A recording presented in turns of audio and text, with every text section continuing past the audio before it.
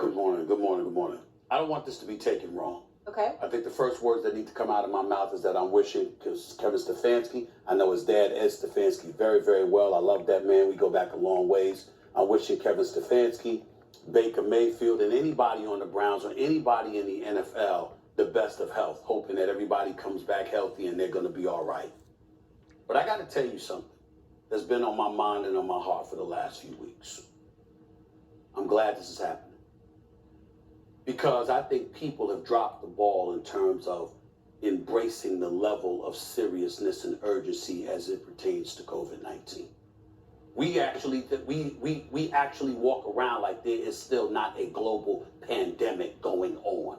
I'm not talking everyone, of course. There's millions of people who address it with the seriousness that it deserves, fellas, Molly. Mm-hmm. But there are far too many people that are not treating this with the seriousness that it deserves. And the fact that there's a vaccine out there has given people even more of an excuse to drop the ball instead of addressing a level of seriousness that needs to become associated with this, guys. That's where I'm at with it. We walk around, we got people in our faces, we get in other people's faces, we're not taking into account. This stuff is still going on, and it needs to be treated seriously. And so because something like this pops up, it reminds the NFL, it reminds professional athletes, it reminds everybody just walking around, at least in the United States of America, because that's what I can speak to, because I haven't left the country since the pandemic. The bottom line is that this is not over. And anything that will remind us that it's still going on without people losing their lives, without people getting incredibly sick and stuff like that. Of course, we're not wishing something like that on anybody. But every now and then, you need to be reminded, this is not over. It's far from over. And it needs to be treated with the seriousness it deserves, so I do. Well, Stephen A., obviously you make the very logical and great point, but that's not how football has been operating. And I get it. I understand what you're saying about us in our personal life.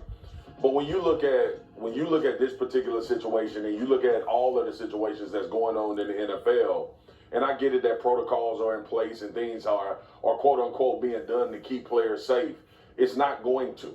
Like, that's the bottom line. So, look, there's always two parts, right? You can get vaccinated, you can still get COVID. You have a better chance of not fighting symptoms or ending up in the ICU or potentially on your deathbed. Better chance. That's just facts. That's not an opinion or feelings intertwined in that. The other part is football has been trudging along. Last year, obviously not having fans in the stands, and then you saw that starting to lighten up towards the end of the season. The bottom line is this, man.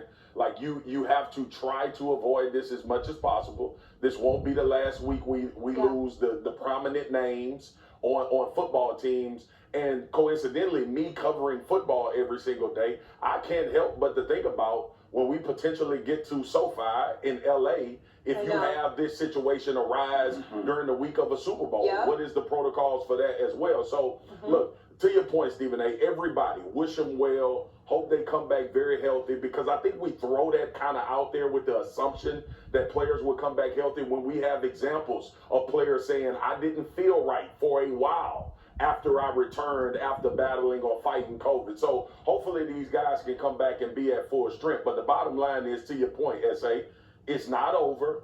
And I'm afraid that what we're seeing now will have some type of effect when we get to the playoffs and we get around the Super Bowl. And that's a heavy concern, but the NFL is going to continue to go forward. I certainly hope not. But yes, a case is ravaging both the NFL and NBA. To your point about the Super Bowl, I know Diana Rossini was reporting on Get Up earlier. Owners are currently meeting in Dallas. Top of the agenda, COVID protocol. So being proactive there. Let's keep it rolling, though.